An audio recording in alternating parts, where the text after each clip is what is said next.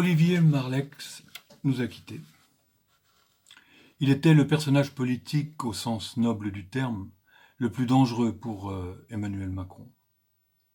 Il a en effet dénoncé le dépeçage systématique des grandes industries du pays, par lui et sa coterie, depuis bien avant même son accession, du coup trouble, à la présidence.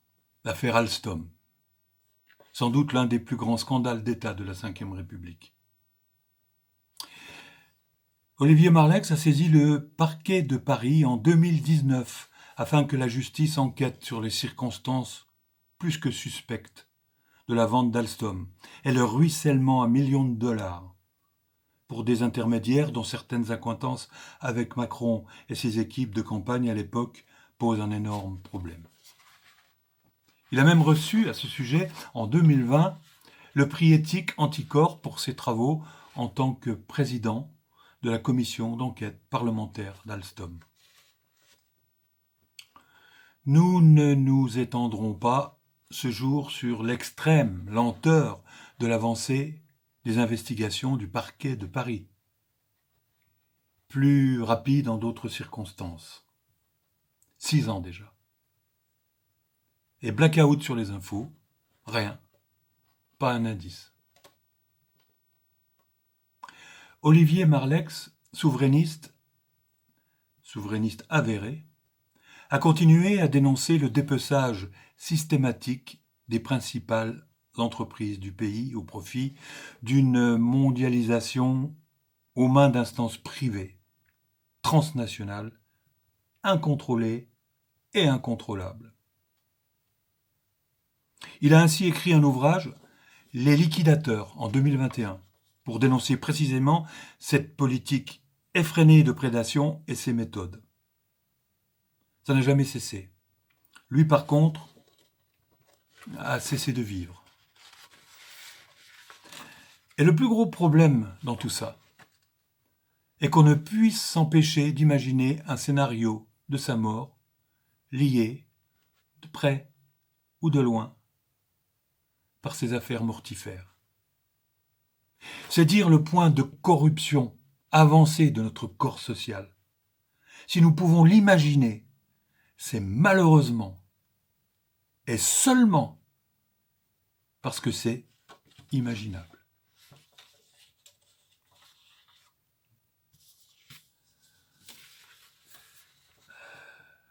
Les consignes données par l'Éducation nationale aux correcteurs du bac 2025 de ne tenir compte ni de l'orthographe, ni de la syntaxe, ni même des plans et organisations textuelles des copies.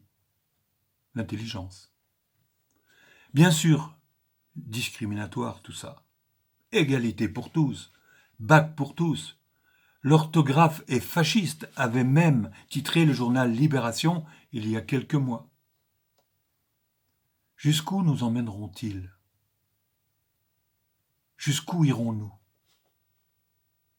Ces révélations, en d'autres temps pas si lointains, ont ressuscité des levées de boucliers dévastateurs. Là, presque rien. Résignation, lassitude, cause perdue, c'est passé crème.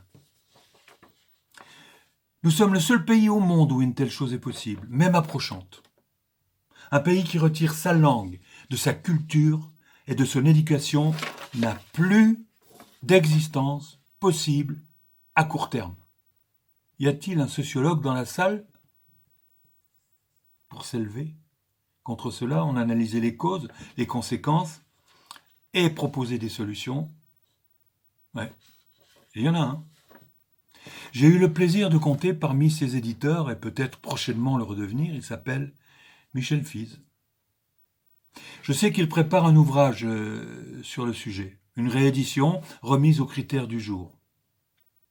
J'en reparlerai dès sa sortie, à Cabaret Voltaire Édition ou ailleurs.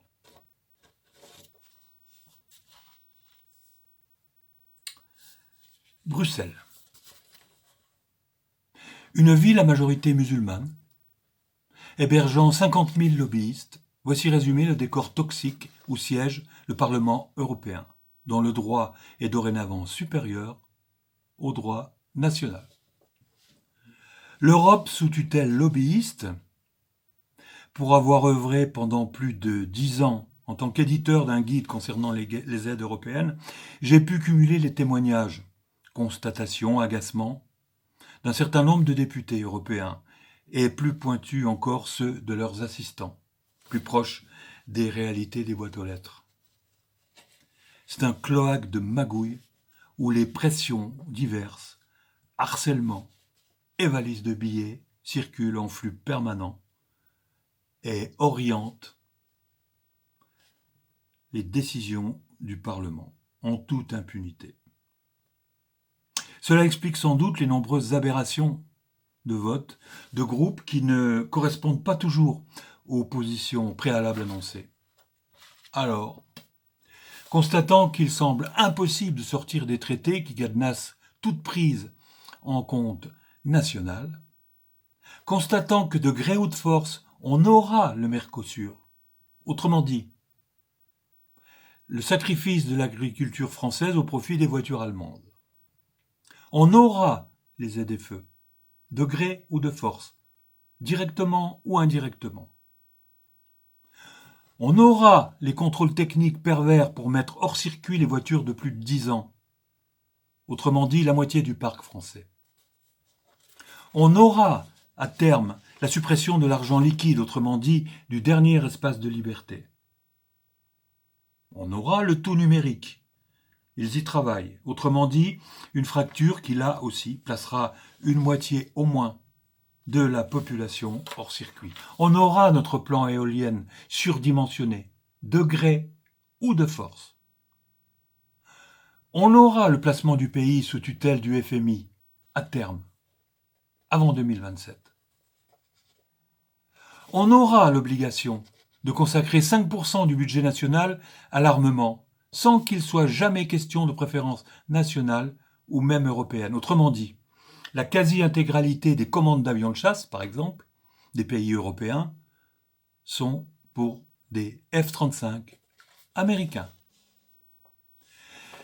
La liste est longue de directives catastrophiques qui nous attendent, qui nous sont imposées sans que nous puissions y opposer le moindre aménagement. Je ne parle pas de la future taxe sur les carburants qui devrait augmenter les différents produits de 20 centimes par litre dès 2026. Je ne parle pas de l'interdiction du chauffage au bois, des moteurs thermiques à terme et de tant d'autres mesures qui nous conduisent à la ruine et à la désolation.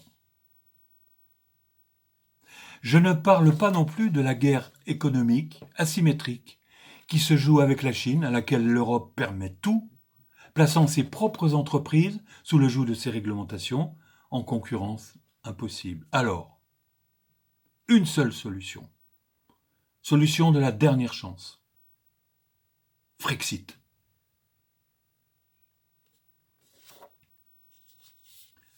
C'est ainsi que se termine ce journal. Je vous souhaite la meilleure semaine possible. Je vous donne rendez-vous vendredi. Prenez soin de vous. À bientôt.